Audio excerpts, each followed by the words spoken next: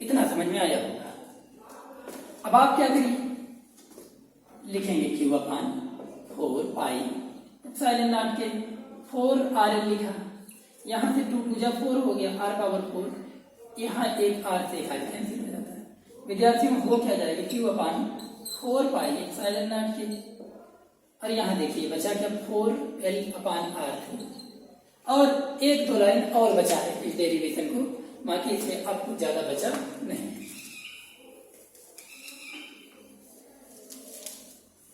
उम्मीद है समझ में आ रहा होगा। एक एक लाइन आपको बता रहे हैं जैसे डेरिवेशन किया जाता है वैसे आपको बता रहे हैं। पहले डिटेल में देख लेते हैं, फिर शार्ट में भी देख लेंगे, आपको कोई समस्या नहीं होगी कहीं भी, इस बात की गारंटी है।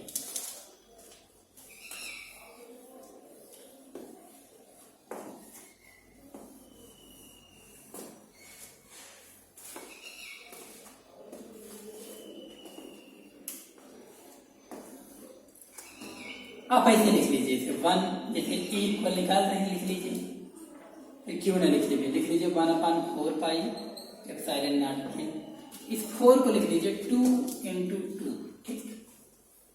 फिर क्यू को लिख लीजिए, जो कि वहां नहीं लिखे वो उसको यहाँ लिख दे रहे हैं, और ये आपका एल है, इसको लिख लीजिए, अपान में क्या है आर क्यू। विद्यार्थियों एक फार्मूला आप लोग पढ़े हैं, ये होता है P बराबर 2QL, क्या होता है P बराबर होता है 2QL।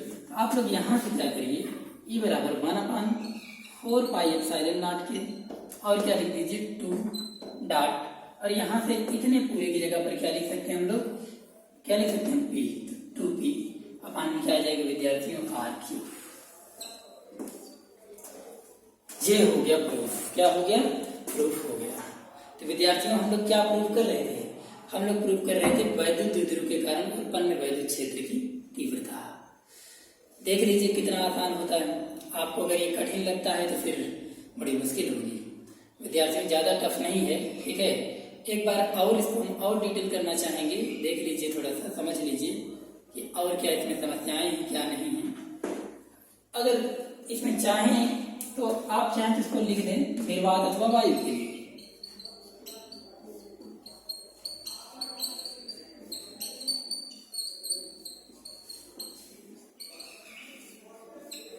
निर्वात या फिर वायु के लिए जब लिखेंगे विद्यार्थियों तो इसी फार्मूले को लिखेंगे 1 अपान 4 पाई, क्योंकि निर्वात अथवा वायु के लिए के की वैल्यू क्या हो जाएगी 1 हो जाएगी, 4 pi epsilon naught 2p upon R Q. तब आपको के लिखने की कोई आवश्यकता नहीं पड़ती है। अब बताइए आप लोग समझ में आया कि नहीं आया? उम्मीद है पूरी तरीके से समझ में आया होगा, किसी तरीके की कोई दिक्कत आपको नहीं हुई होगी, क्योंकि इसमें दिक्कत की कोई बात ही नहीं। हम इंटर में हैं, अगर सेकंड ईयर में तो थोड़ा बहुत कैलकुलेशन तो हम कर ही सकते हैं, है कि नहीं। थोड़ा सा आपको कष्ट तो उठाना ही पड़ेगा, बाकी आपको सारी बातें एक एक वर्ड सब आपको बता दिए यहाँ पर, और ऐसे ही आगे भी आपको हम क्या करते रहेंगे बताते रहेंगे। तो विद्यार्थियों चलिए एक बार इसको रिवाइज कर लेते हैं और देख लेते हैं कि क्या इम्पोर्टेंट था और इसको शार्ट भी कैसे किया जाएगा, क्योंकि आप कई बार सोचते हैं कि सर एग्जाम में इतना डिटेल में करेंगे तो 1 घंटे तो इसी में चला जाएगा, तो हम ऐसा नहीं होने देंगे। हम आपका समय बचाएंगे, कैसे बचाएंगे यहाँ देखेंगे, क्योंकि जाहिर सी बात है 1 घंटे अगर इसी प्रश्न में दोगे तो ऐसे में तो 3 ही प्रश्न हो पाएगा ना, तो ऐसा नहीं करना। हम लोग थोड़ा सा शार्ट तरीके से चलना है और उसको भी देख लेते हैं कैसे। चलिए देखते हैं।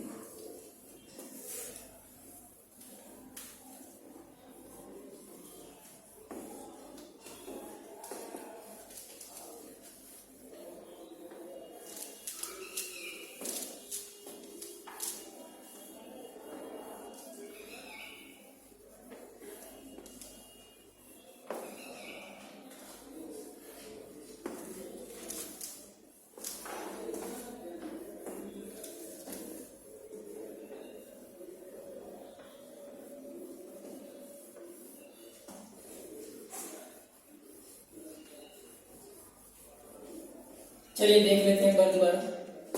आपको थोड़ा सा याद करना है, बिना देखे याद करिए, इसको रिवाइज करिए। देखिए एक तरफ माइनस क्यू, यहाँ थोड़ी दूरी पर एक बिंदु और था प्लस क्यू, बीच में पॉइंट था ओ, ये डिस्टेंस थी एल, ये भी डिस्टेंस थी एल, ठीक विद्यार्थियों।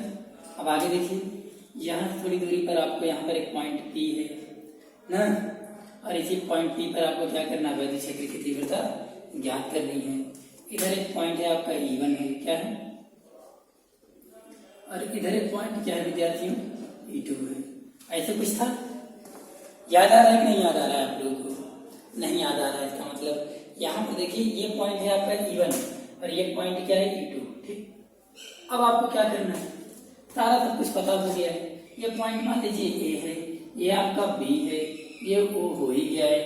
अब आपको क्या करना है, पहले आप E1 निकाल लीजिए, आप क्या करिए E2 निकाल लीजिए, आप क्या करिए, फिर जब E1 E2 निकल जाएगा, देखिए 60 तरीका बता रहे हैं, आप क्या करिएगा E बराबर निकालिएगा।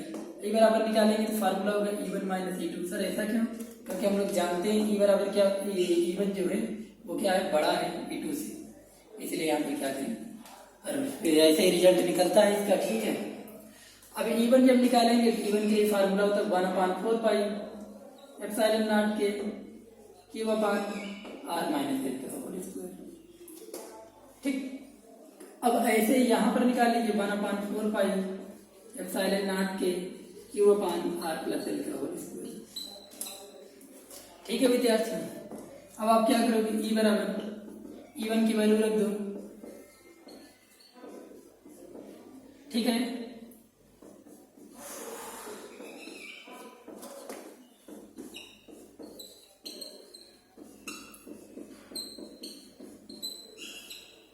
इतना वैल्यू हमने रख दिया। अब आप क्या करिए, अब आप कहेंगे सर ये तो बड़ी तरीका हो गया, आपने 60 में तो बताया है, इसको कॉमन ले लिया यहाँ पर, इतना कॉमन ले लिया तो अंदर क्या बचा,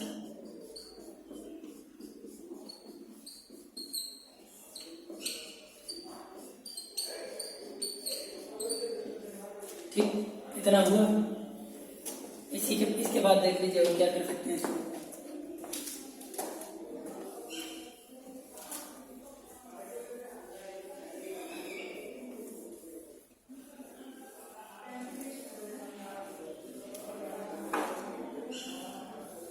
देखिएगा 60 में हम अब करेंगे, जब इसको 60 के सॉल्व करेंगे तो E बराबर आएगा Q upon 4 pi epsilon not के। इसको जब सॉल्व करेंगे, ब्रैकेट जब खोलेंगे ओपन करेंगे तो आएगा 4RL अपान में क्या आ जाएगा, R square minus L square का होल स्क्वायर। अब बताइए 60 रुपये में नहीं होते, आगे इसको सॉल्व करोगे क्या आएगा, 4RL, इसको सॉल्व करोगे R square minus L square का होल स्क्वायर। एकदम आसान हो जाएगा आपके लिए। E बराबर आगे सॉल्व करो Q upon 4 pi epsilon not. ठीक, अब आप इसे क्या करोगे, इसको लिख लो 2 इंटू 2 और क्या लिखोगे 2QL, और बाहर जो आपका R लिखा है उसे लिख लो। अपान में हमने बताया इसको लिखने की जरूरत नहीं है, तो इसको लिखो 2 दूनी 4, एक R से एक R क्या हो जाएगा, कैंसिल हो जाएगा। तो विद्यार्थी दिख नहीं रहा होगा ना भाई, चलिए इधर देख लीजिए क्या करना है।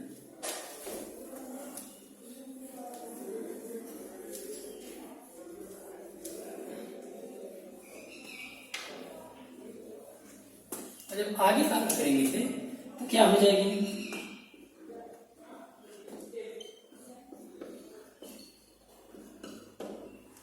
इसको 2 लिख लीजिए, ये हो गया P अपान में क्या R क्यों, एक R से एक R कैंसिल हुआ, 3R तो बचा है। अब आप बताइए समझ में आएगा, अगले स्टेप पे चाहें तो क्या लिखना है, E बराबर 1/Q upon 4 pi epsilon not के न लीजिए, क्योंकि के की वैल्यू वाई के संग बात करें कितना हो जाती है, 1 हो जाती है कि नहीं।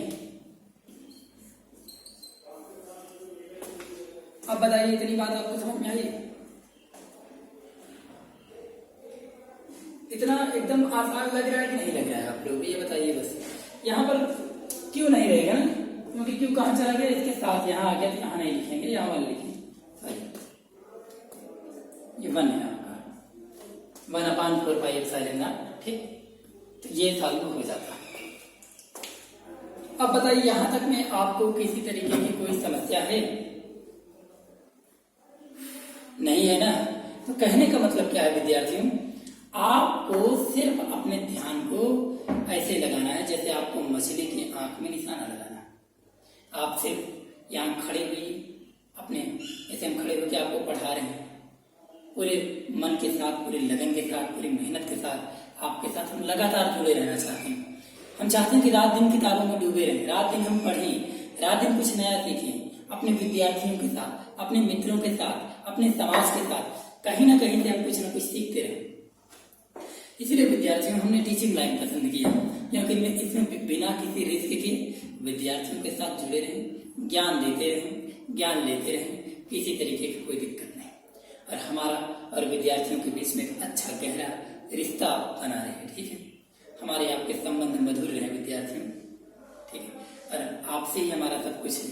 आप अच्छे तो हम अच्छे, आप नहीं अच्छे रहेंगे तो हम नहीं अच्छे रहेंगे। इसीलिए हम चाहते हैं कि आपको एक एक टॉपिक, एक एक वर्ड, हर चीज आपके सिलेबस के अकॉर्डिंग बहुत अच्छे से बताया जाए। आपके साथ किसी तरीके का धोखा न होने पाए कि आपको जबरदस्ती बरगलाया जाए, जबरदस्ती कहा जाए आप ये टॉपिक पढ़िए, वो टॉपिक पढ़िए, इंटर बहुत कठिन है, तो आपके साथ ऐसी समस्या नहीं होनी चाहिए। ठीक है, आपने देखा यहाँ पर कि वैद्युत द्विध्रुव के कारण क्या हो रहा है उत्पन्न, वैद्युत क्षेत्र की तीव्रता जो हम ज्ञात कर रहे हैं विद्यार्थियों, अभी तक हम लोगों ने पढ़ा वैद्युत द्विध्रुव के कारण उत्पन्न वैद्युत क्षेत्र की तीव्रता के संदर्भ में कैसे व्यंजक प्राप्त किया जाता है जब बात होती है अक्षीय स्थिति की। ठीक है, तो इसमें आप लोगों ने देखा था कि बहुत बेहद आसान तरीके से आपको सारी बातों को क्लियर कराया गया था। विद्यार्थियों, जैसे कि आप लोग अभी तक में क्या पढ़े हैं, जो भी टॉपिक पढ़ाए गए, जैसे सबसे पहले आते ही हमने आपको पढ़ाया था सजातीय और विजातीय, अब इसके बारे में हमें याद आ रहा है थोड़ा सा, और फिर आपको पढ़ाए थे कूलाम के नियम के बारे में। कूलाम के नियम के बाद आपको हमने पढ़ाया था वैद्युत क्षेत्र के बारे में, वैद्युत क्षेत्र के बाद आपको हमने बताया था वैद्युत क्षेत्र की तीव्रता के बारे में। विद्यार्थियों, इसी तरीके से वैद्युत क्षेत्र की तीव्रता के संदर्भ बात किए, फिर बिंदु आवेश पर कैसे बल लगता है उस पर बात किए, फिर इसी के बाद आपसे हमने बात किया कि और भी जो महत्वपूर्ण घटक होते हैं इसके, अर्थात बिंदु आवेश के कारण वैद्युत क्षेत्र की तीव्रता कैसे फाइंड आउट की जाती है। वैद्युत क्षेत्र की तीव्रता का तात्पर्य हमारा किससे है, वैद्युत क्षेत्र की तीव्रता का तात्पर्य है F बराबर, सॉरी जो फार्मूला आया था E बराबर 1/4 पाई एप्सिलॉन नॉट के और Q/r²। आपको याद आ रहा होगा। तो एकदम आसान सा है, यहाँ पर किसी तरीके की कोई आपको दिक्कत नहीं हुई होगी। विद्यार्थियों, ऐसे ही पढ़ा जाता है, एक एक टॉपिक को दूसरी टॉपिक से आपको क्या करना है, कनेक्ट कर देना है, ताकि किसी तरीके से कोई दिक्कत आपको ना हो पाए। ठीक है, जैसे हम यहाँ पर हर टॉपिक को कनेक्ट करके आपके साथ बात कर रहे हैं। तो विद्यार्थियों, आज दो बहुत ही महत्वपूर्ण टॉपिक पर हम लोगों ने बात किया, और वो दोनों महत्वपूर्ण जो टॉपिक हैं वो कौन कौन सी महत्वपूर्ण टॉपिक थी। एक महत्वपूर्ण टॉपिक थी आपकी वैद्युत द्विध्रुव तथा वैद्युत द्विध्रुव आवर्धन के बारे में विद्यार्थियों, और एक दूसरी टॉपिक के बारे में जो हमने आपसे चर्चा किया था वो कौन सी थी, दूसरी टॉपिक थी बिंदु वैद्युत द्विध्रुव के कारण वैद्युत क्षेत्र की तीव्रता। तो क्या होता है कि वैद्युत द्विध्रुव के कारण उत्पन्न वैद्युत क्षेत्र की तीव्रता इसमें मोस्ट इंपॉर्टेंट था, एग्जाम में यही पूछा जाता है और हर बार यही आया हुआ है। विद्यार्थियों, इसलिए आप लोग क्या करिए कि इसको एकदम रट लीजिए, एकदम एक एक वर्ड पूरी तरीके से समझ लीजिए, ताकि किसी तरीके की कोई समस्या आपको ना दिखाई दे। विद्यार्थियों, आपके लिए क्या है, आपको ये कठिन लग रहा है, जैसे ही आप एक दो बार इसे सॉल्व करेंगे ना, एकदम आसान लगने लगेगा, और जब पेपर मिलेगा तो पेपर मिलते ही आप, सही बता रहे हैं, 2 से 2.5 घंटे में पूरा संपूर्ण पेपर को सॉल्व कर जाएंगे आप। लेकिन यही है कि आपको हमारे साथ जुड़े रहना है, बराबर जुड़े रहना, तभी आपको मजा आएगा, और एकदम समझ लो एंजॉय के साथ, इंटरटेनमेंट के साथ हम लोग पढ़ाई करेंगे, कोई दिक्कत की संभावना है। ठीक है विद्यार्थियों, आज हमने इन दो महत्वपूर्ण टॉपिक्स पर बात किया था, और इसके बाद आपको बता दें कि और क्या है इसमें महत्वपूर्ण घटक जो आपके लिए एग्जाम में पूछे जाते हैं। आज अब हम लोग एक टॉपिक और इसमें पढ़ने वाले हैं, एक समान वैद्युत क्षेत्र में रखे द्विध्रुव पर लगने वाला बल युग्म का आघूर्ण। ठीक है, हम बताते हैं क्या है।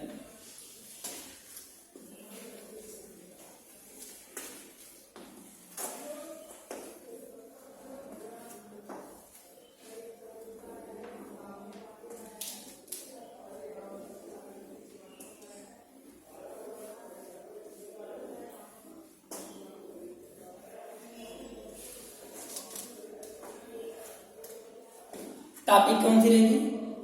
एक समान बाह्य विद्युत क्षेत्र में रखिए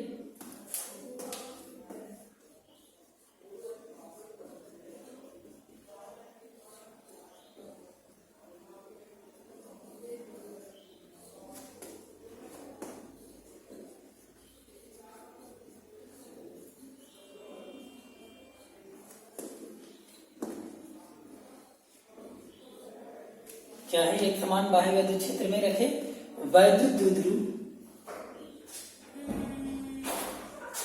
टॉपिक का क्या नाम है? वैद्युत द्विध्रुव, ठीक है, पर लगने वाले बल युग्म का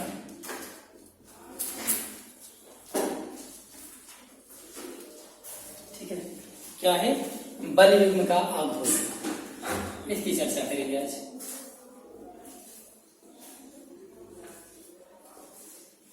ये टॉपिक है एक समान वैद्युत क्षेत्र। जैसा कि हमने आपको पहले भी बताया था कि जब हम बात करते हैं एक समान वैद्युत क्षेत्र की, तो एक समान वैद्युत क्षेत्र में क्या होता है कि इसमें एक समांतर रेखा बनती है, जैसे कुछ इस तरीके से है, देख लीजिए ये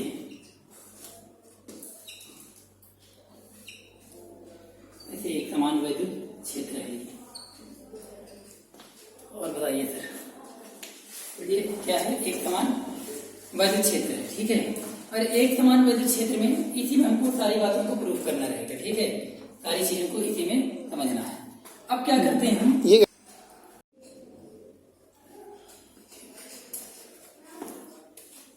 हमने बताया था कि एक समान जैसे क्षेत्र की बात करना रहेगा। एक समान वैद्युत क्षेत्र में क्या होता है कि एक समान वैद्युत क्षेत्र में जब हम लोग बात करते हैं तो इसमें समांतर रेखाओं के माध्यम से इसको क्या करते हैं? दिखाते हैं। अब देखिएगा यहाँ क्या करने चल रहे हैं,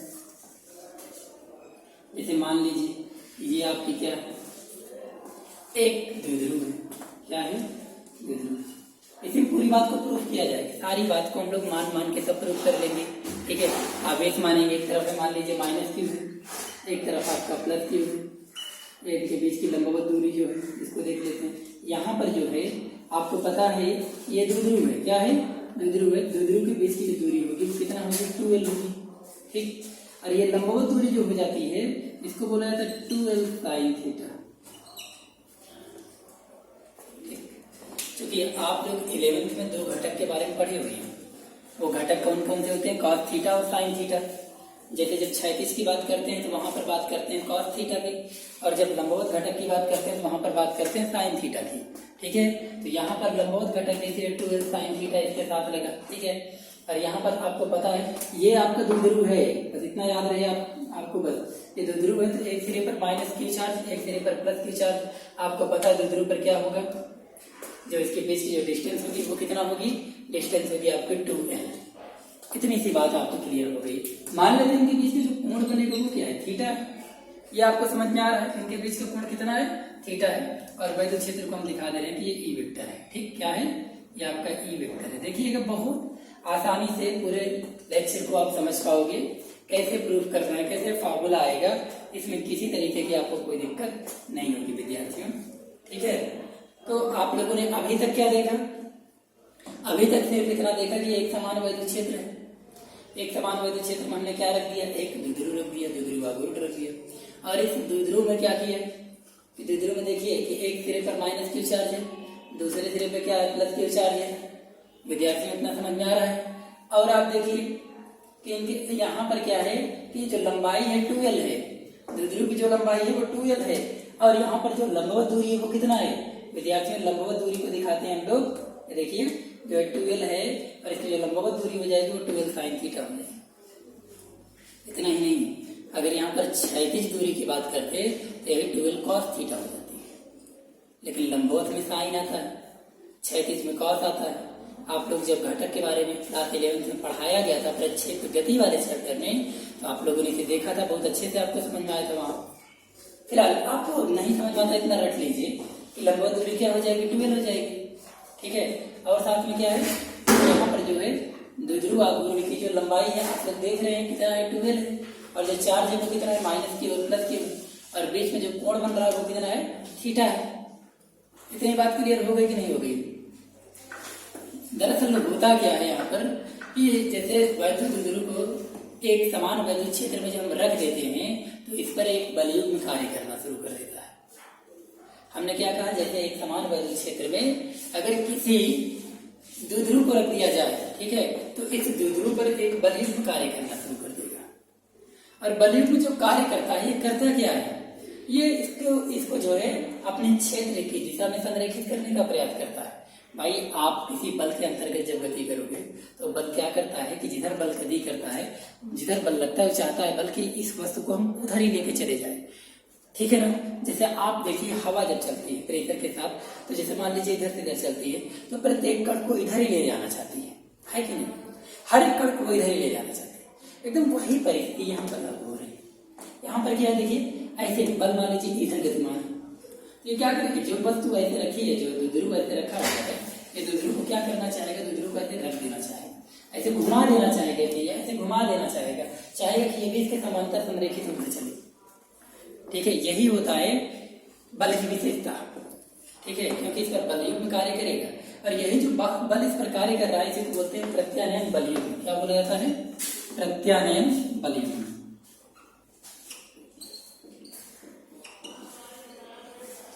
उम्मीद है इतनी छोटी सी बात आपको समझ में आ गई होगी, ठीक है।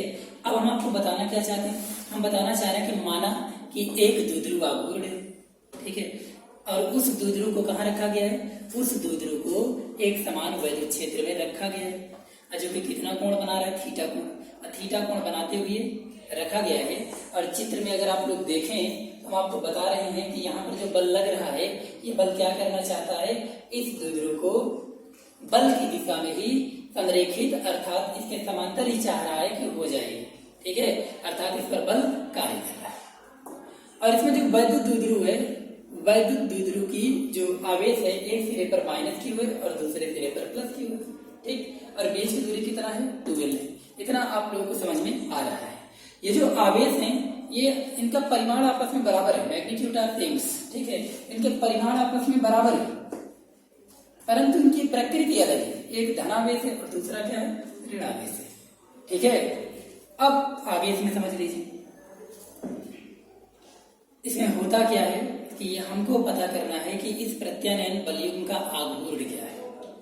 क्योंकि हम जानना चाहते हैं इस बलयुग्म पर आघूर्ण कितना कार्य कर रहा है, अर्थात इस बलयुग्म पर कितना बल लग रहा है, इन्हीं बल को हमको क्या करना है, ज्ञात करना है। तो आपके लिए सबसे जरूरी पॉइंट सिर्फ यही है, जो ये बल लग रहा है इस पर, और ये बल इसको क्या करना चाहता है, संरेखित करना चाहता है, अर्थात समांतर करना चाहता है, ठीक है।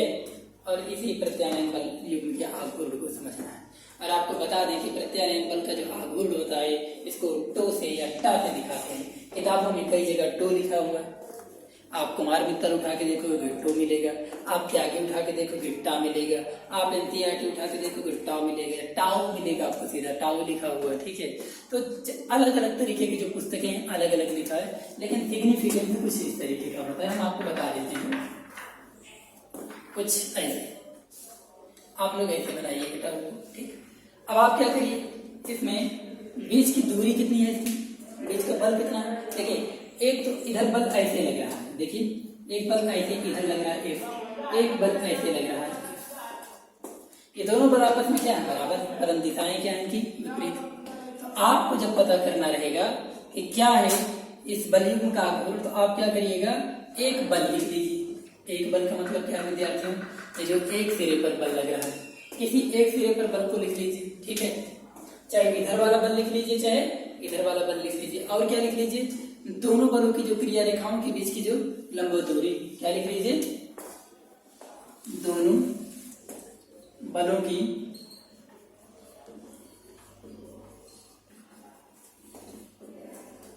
क्रिया रेखा के बीच की लंबवत दूरी। विद्यार्थियों जब ऐसा करेंगे तो एक बल F है, लंबवत दूरी क्या है, 12 sin थीटा। आप देखिए यही तो है लंबवत दूरी, ये वाली, ये दूरी कितनी है, 12 sin थीटा। अब यहाँ से आपको बता दें, हम लोग एक फार्मूला पढ़ते चले आए हैं, F बराबर QE, हमने इसको बताया भी आप लोग को। तो आप क्या करिए, इस F की जगह पर QE लिख लीजिए, क्या लिख लीजिए, QE, और क्या 12 sin थीटा आपको लिखा हुआ है। आप अब क्या करिए, 2 को पहले लिख लीजिए, Q को लिख लीजिए, फिर L को लिख लीजिए, पहले 2 को लिखा, फिर Q को लिखा, ये वाला, फिर L। अभी बचा क्या है? E और क्या? Sine theta. इसको लिख लिया विद्यार्थियों। 2QL बराबर क्या होता है? आप जानते हो कि 2QL कहीं लिखा है, फिर P के बराबर होता है। तो आप क्या करिए, 2PQL की जगह पर P लिख लीजिए। क्या लिख लीजिए? P। और क्या लिख लीजिए? E into sine theta. ये आपका क्या है? क्या हुआ गया, और यहीं से क्या हो जाता है? प्रूफ हो जाता है। तो एकदम आसान सा है, समझने में कोई दिक्कत नहीं। सिर्फ ऐसे एक समान वैद्युत क्षेत्र बनाइए, इसमें एक ध्रुव अवरोध को रखिए, एक सिरे पर माइनस की, एक सिरे पर प्लस की रखिए। क्योंकि आवेश और बेस की दूरी कितना हो गया? इनके बेस की दूरी 12 हो गई है, लंबवत दूरी कितना है? 12 साइन थीटा है। और आप देखें तो कोण कितना बन रहा है यहाँ पर? ठीक। हमें क्या पता करना है? बलयुग्म का अवरोध फार्मूला होता है एक बल गुणे दोनों बलों की क्रिया रेखा के बीच की लंबवत दूरी। और आप करिए क्या, एक बल जो है आपका F है, F लिख लीजिए। और दोनों बलों की क्रिया रेखा के बीच की लंबवत दूरी कितना है? तो 2L साइन थीटा है। आप लोग 2L साइन थीटा लिख लें। यहाँ से क्या करिए, आपको पता है कि F बराबर QE होता है, इसको लिख दिया हमने। और ये 2 लिखा हुआ है, आपका L साइन थीटा भी लिखा है। ठीक है, फिर आप 2QL को एक साथ लिख लीजिए, E को साइड में लगाइए। ठीक, और 2QL इक्वल P होता है, तो हमने P लिखा और E आपका लिखा साइन थीटा। अब आपको क्या समझना, अगर इसकी विशेष परिस्थितियों और स्थितियों को अगर समझना है, आप लोग क्या करिए, कुछ नहीं करना है। जैसे मान लीजिए कि वैद्युत ध्रुव जो है क्षेत्र के समांतर, जैसे मान लीजिए क्षेत्र के क्या है?